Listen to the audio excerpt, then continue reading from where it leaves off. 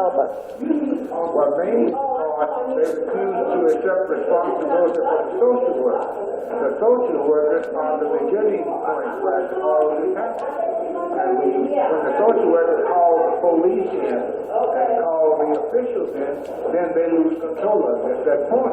But one social worker can take an anonymous call and come and check your house down. And then once she does it, she can't undo it, even if she wanted to. And that's all it takes. That's all it takes. And that's the way it usually happens. Some anonymous person sets something in motion, and they come out and charge you with something or accuse you of something. But do you realize, Mr. L. Simmons, a lot of parents are not getting due process of law once they go into the juvenile court system? Well, yes, that's true. And children don't get due process. As well, I understand. The things that are done in their best interest harm them the most, because when you remove a child kicking and screaming from his family, even though he's been spanked with a full spank. Well, spank is not against the law as long as there's no abrasions or any proof of any kind of injury. You can spank a child under the Welfare Institute Law 300. Yes. Natural parent. Right. Yeah, but when it comes to someone else interpreting what is abuse, the interpretation there is what the line is. A social worker will interpret what is abuse. We know what abuse is. And most people, I think, that spank their kids do not abuse their kids. And they love that kid. And they actually want to make the child's life better than they spank them. They're not spanking them to make money off of them. They're spanking them to be able to survive in a world that's not going to be kind to them if they don't fall within certain modes of behavior that will allow other people to be able to live with them and to work with them and get along with them. And that's exactly what my father used to tell us as we were growing up, because this is really nothing new. When he was saying that he would rather spank us at home to train us the way we could go out and live into society rather than having us in deep with billy clubs or locked up in jail. And that's exactly what we see now. They're taking children out of the home because they have been spanked or, even yelled at. I understand now sometimes you yell at a kid, and I'm not condoning any of that.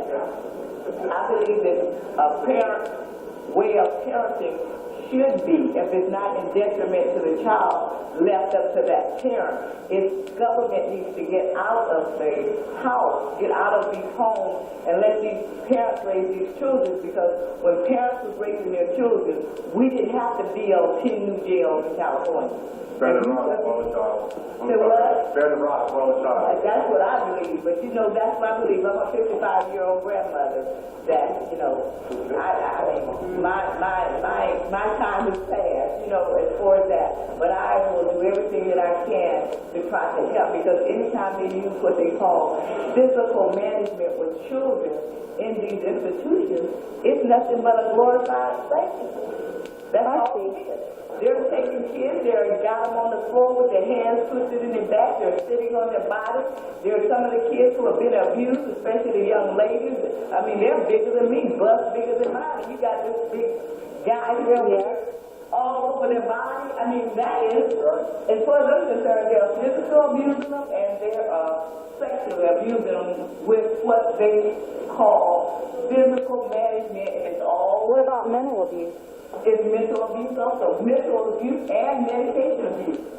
The bottom line is that we have $1,000 million coming into California that should be going for the benefit of children in foster. It should be going to churches, to community organizations that are concerned about the welfare of the community. But instead, they're going to large corporations to pay their CEOs $400,000 a year, to pay professional people monthly salaries for dropping in on Thursday. We're actually just covering up, rather putting on paper reports that are not true.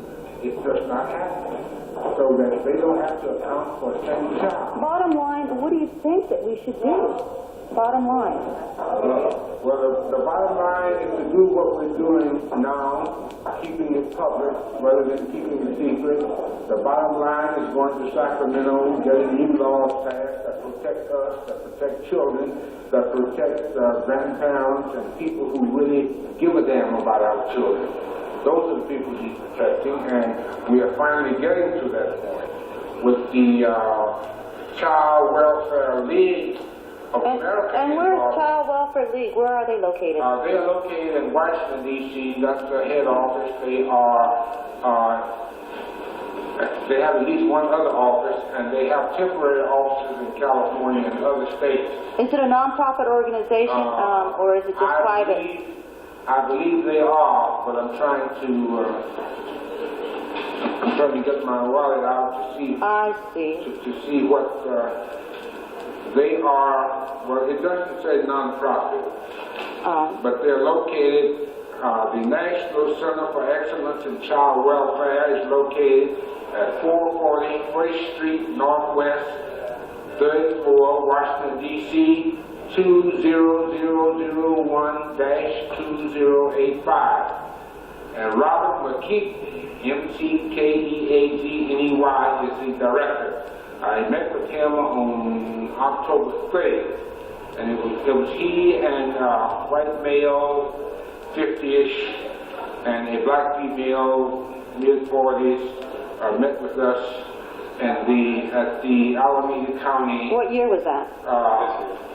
October 30th. 1997? 1997, Oh, okay. yes.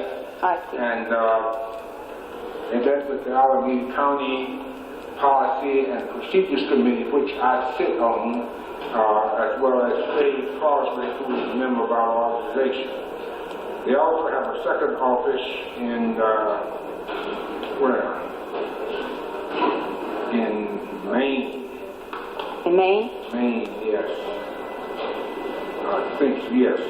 But anyway, they seem to be a legitimate organization, and they have done similar evaluation. It's called an evaluation of the social service department. Is this nationwide, or they go to counties? How do they do these evaluations? They have worked for, according to what they told us, they've worked for states and they've worked for counties. So they investigate local social service agencies now? Yes, they go in and work for 1 year. I think their contract here for 1 year. Probably 2 years, but they go through the department and follow step by step its actual operation. Is this run through a government official, or is it just private citizens that are running these organizations? They are private, and they were hired by the county of Alameda. I see. Oh. Has this been going on for years, this organization?